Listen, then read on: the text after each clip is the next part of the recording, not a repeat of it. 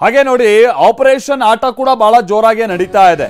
ಯಾಕೆ ಅಂತಂದ್ರೆ ಮೂವರು ಬಿಜೆಪಿ ಸಂಸದರು ನಮ್ಮ ಸಂಪರ್ಕದಲ್ಲಿದ್ದಾರೆ. ಪಶ್ಚಿಮ ಬಂಗಾಳದಲ್ಲಿ ಟಿಎಂಸಿ ಸಂಸದ ಕೊಟ್ಟಿರುವಂತಹ ಹೇಳಿಕೆ ಇದು. ಟಿಎಂಸಿ ಹೇಳಿಕೆಯನ್ನ ಮತ್ತೊಂದು ಕಡೆ ಬಿಜೆಪಿ ನಾಯಕರು ನಿರಾಕರಿಸ್ತಾ ಇದ್ದಾರೆ. ಟಿಎಂಸಿ ಹೇಳಿಕೆ ಸುಳ್ಳು ಅಂತ ಬಿಜೆಪಿ ನಾಯಕರುಗಳು ಹೇಳ್ತಾ ಇದ್ದಾರೆ. ನೋಡಿ, ಇಷ್ಟು ಬಾರಿ ಬಿಜೆಪಿ ಇಂಥ ಗೇಮ್ಗಳನ್ನ ಆಡ್ತಾ ಇತ್ತು. ಯಾವ್ದಾದ್ರು ರಾಜ್ಯದಲ್ಲಿ ಇಷ್ಟು ಮಂದಿ ಶಾಸಕರು ನಮ್ಮ ಜೊತೆಗಿದ್ದಾರೆ, ಮನ್ಮನೆ ತನಕ ಆರ್ ಅಶೋಕ್ ಅವ್ರು ಹೇಳ್ತಾ ಇದ್ದಿದ್ದು ಕೇಳ್ತಿದ್ರಲ್ಲ, ಇದು ಚುನಾವಣೆ ಆದ್ಮೇಲೆ ಇದು ಇರಲ್ಲ, ಎತ್ಬಿಡ್ತೀವಿ, ಶಾಸಕರು ಬಂದ್ಬಿಡ್ತಾರೆ, ಈ ತರ. ಈಗ ಕಾಲ ಹೆಂಗ್ ಚೇಂಜ್ ಆಗ್ತಾ ಹೋಗುತ್ತೆ ನೋಡಿ. ಇನ್ನುಳಿದಂಥವ್ರಿಗೆ ಈ ರೀತಿಯಾಗಿ ಹೇಳಿ ಬಿಜೆಪಿನ ಬ್ಲ್ಯಾಕ್ ಮೇಲ್ ಮಾಡೋಕ್ಕೋ ಅಥವಾ ಅವರ ಸ್ಥೈರ್ಯ ಕುಗ್ಸೋಕ್ಕೋ ಒಂದು ಅವಕಾಶದ ರೀತಿಯಾಗಿ ಬಳಸ್ಕೊಳ್ತಾ ಇದ್ದಾರೆ. ಬಟ್ ಬಿಜೆಪಿ ಹೈಕಮಾಂಡ್ ಬಹಳ ಅಷ್ಟು ಸುಲಭವಾಗಿ ತಮ್ಮ ಸಂಸದರನ್ನ ಬಿಟ್ಕೊಟ್ಬಿಡುತ್ತೆ ಅನ್ನುವಂಥ ರೀತಿಯಂತ ಹೈಕಮಾಂಡ್ ಅಲ್ಲ. ಕಾಂಗ್ರೆಸ್ ಹೈಕಮಾಂಡ್ಗೆಲ್ಲ ಹೋಲಿಸ್ಕೊಂಡ್ರೆ ಬಿಜೆಪಿ ಹೈಕಮಾಂಡ್ ಬಹಳ ಕ್ವಿಕ್ ಆಗಿ ರೆಸ್ಪಾಂಡ್ ಮಾಡುವಂಥ ಹೈಕಮಾಂಡ್, ಜೊತೆಗೆ ಬಹಳ ಪಟ್ಟಿಡಿದು ಕೆಲಸ ಮಾಡುವಂಥ ಹೈಕಮಾಂಡ್.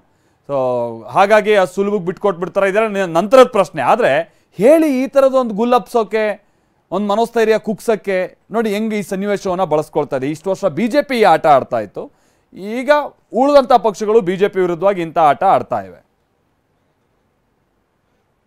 ಹಾಗೆ ನಾಳೆ ಬಿಜೆಪಿ ಸಂಸದೀಯ ಪಕ್ಷದ ಸಭೆ ನಿಗದಿಯಾಗಿದೆ.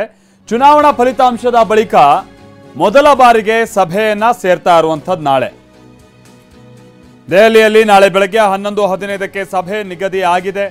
ಸಂಸತ್ನ ಸೆಂಟ್ರಲ್ ಹಾಲ್ನಲ್ಲಿ ಸಭೆ ನಡೆಸಬಹುದಾದಂತ ಸಾಧ್ಯತೆ ಇದೆ.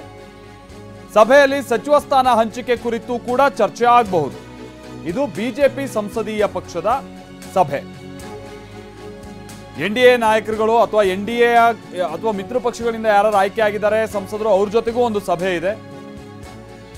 ಅದು 7ನೇ ತಾರೀಕು ಸೇರಬಹುದಾದಂತಹ ಸಭೆ. ಅದು 7 ಅಂತಂದ್ರೆ ಈಗ ನಾಡಿದ್ದು 8ನೇ ತಾರೀಕು ಅಂದ್ರೆ ಶನಿವಾರ. ಸೊ ಹಿಂದಿನ ದಿನ ಅಂದ್ರೆ ನಾಳೆನೇ ಆ ಸಭೆಯನ್ನ ಕೂಡ ಸೇರಲಾಗುತ್ತೆ. ಅದನ್ನು ಕೂಡ ಕರೆದಿದ್ದಾರೆ ಈಗ ಆಲ್ರೆಡಿ ಆ ಸಭೆಯನ್ನ. ಈಗ ಬಿಜೆಪಿ ಸಂಸದೀಯ ಸದಸ್ಯರ ಸಭೆ ಕೂಡ ನಾಳೆ ನಡೆಯುತ್ತೆ.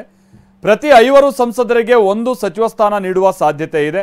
TV9ಗೆ ಬಿಜೆಪಿಯ ಉನ್ನತ ಮೂಲಗಳಿಂದ ಸಿಕ್ಕಿರುವಂತ ಮಾಹಿತಿ ಅಂದ್ರೆ ಇಲ್ಲಿ ಎನ್ಡಿಎಗೆ ಸಂಬಂಧಪಟ್ಟಾಗೆ ಯಾರು 5 ಸ್ಥಾನವನ್ನ ಗೆದ್ದಿದ್ದಾರೆ ಅಥವಾ 5ಕ್ಕಿಂತ ಹೆಚ್ಚು ಸ್ಥಾನ, ಪ್ರತಿ 5ಕ್ಕೆ 1 ಸ್ಥಾನ ಅಂತೇಳಿ ಆ ಲೆಕ್ಕಕ್ಕೆ ನೋಡ್ತಾ ಹೋದ್ರೆ JDUಗೆ 2 ಸ್ಥಾನ, TDPಗೆ 3 ಮಂತ್ರಿ ಸ್ಥಾನ ನೀಡುವ ಬಗ್ಗೆ ಚರ್ಚೆ ಆಗಿದೆ.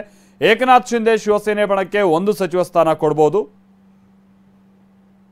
TV9ಗೆ ಬಿಜೆಪಿಯ ಉನ್ನತ ಮೂಲಗಳಿಂದ ಲಭ್ಯ ಆಗಿರುವಂತ ಮಾಹಿತಿ ಇದೆ. ಸೊ ಸಚಿವ ಸ್ಥಾನ ಹಂಚಿಕೆಗೆ ಒಂದು ಸೂತ್ರವನ್ನ ಬಿಜೆಪಿ ಹೈಕಮಾಂಡ್ ಈ ರೀತಿಯಾಗಿ ಹೆಣೆದಿದೆ. ಈಗ ತಾನೇ ನಾನು ಹೇಳಿದಾಗೆ 5 ಸಂಸದರಿಗೆ 1 ಸಚಿವ ಸ್ಥಾನ. TV9ಗೆ ಬಿಜೆಪಿಯ ಉನ್ನತ ಮೂಲಗಳಿಂದ ಲಭ್ಯ ಆಗಿರುವಂತಹ ಮಾಹಿತಿ ಇದು. ಆ ಪ್ರಕಾರವಾಗಿ ನೋಡ್ತಾ ಹೋಗೋದಾದ್ರೆ JDU 12 ಸ್ಥಾನವನ್ನ ಗೆದ್ದಿದೆ, ಸೊ ಅವರಿಗೆ 2. TDP 16 ಸ್ಥಾನವನ್ನ ಗೆದ್ದಿದ್ದಾರೆ, ಸೊ ಅವರಿಗೆ 3. ಇನ್ನು ನೀವು ಅಲ್ಲಿ ನೋಡ್ತಾ ಇದ್ರಲ್ಲ ಚಿರಾಗ್ ಪಾಸ್ವಾನ್ ಅವರ ನೇತೃತ್ವದ LJP 5 ಸ್ಥಾನ ಗೆದ್ದಿದ್ದಾರೆ, ಸೊ ಅವರಿಗೆ 1. ಇನ್ನು ಏಕನಾಥ್ ಶಿಂದೆ ಅವರಿಗೂ ಕೂಡ 1 ಸಚಿವ ಸ್ಥಾನ. ಆ ಲೆಕ್ಕಕ್ಕೆ ನೋಡ್ರೆ JDSನವರಿಗೆ ಸಿಗುತ್ತಾ, ಯಾಕಂದ್ರೆ ಅವ್ರು ಗೆದ್ದಿರುವಂಥದ್ದು 2. ಸೊ ಅದು ಆ ಲೆಕ್ಕಾಚಾರವನ್ನ ನೋಡ್ಬೇಕು. ಇದೊಂದು ಸೂತ್ರ ಅಷ್ಟೇ ಈಗ ಹೆಣೆಯಲಾಗಿದೆ ಅನ್ನುವಂಥದ್ದು ಗೊತ್ತಾಗ್ತಾ ಇದೆ. ಪ್ರತಿ 5 ಸಂಸದರಿಗೆ 1 ಸಚಿವ ಸ್ಥಾನ ಅಂತೇಳಿ, ಅಂದ್ರೆ ಮಿತ್ರ ಪಕ್ಷಗಳಿಗೆ ಸಂಬಂಧಪಟ್ಟಂಗೆ ಇದು. ಸೊ ಪ್ರತಿ 5 ಸಂಸದರಿಗೆ 1 ಸಚಿವ ಸ್ಥಾನದ ಸೂತ್ರದ ಪ್ರಕಾರವಾಗಿ ನೋಡ್ತಾ ಹೋಗೋದಾದ್ರೆ ನಾಯ್ಡು ಹಾಗೆ ನಿತೀಶ್ ಇದನ್ನ ಒಪ್ಕೊಳ್ತಾರಾ?